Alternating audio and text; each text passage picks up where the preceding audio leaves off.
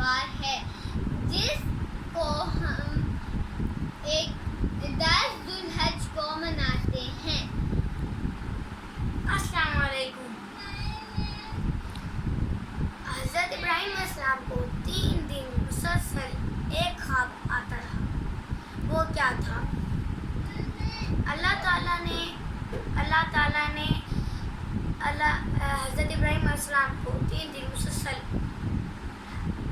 حضرت ابراہیم کو ایک خواب آتا رہا کہ اللہ تعالیٰ نے کہا ہے کہ آپ نے ایک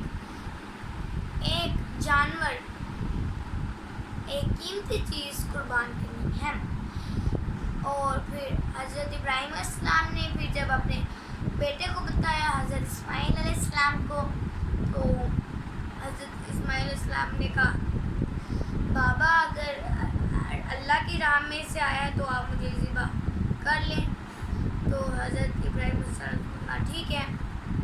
تو پھر جب وہ ایک پہاڑی پہ لے گئے تو جب حضرت ابراہیم علیہ السلام نے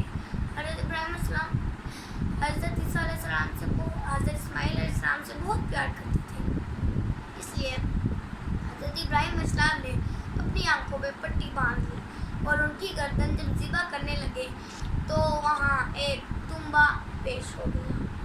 جی اس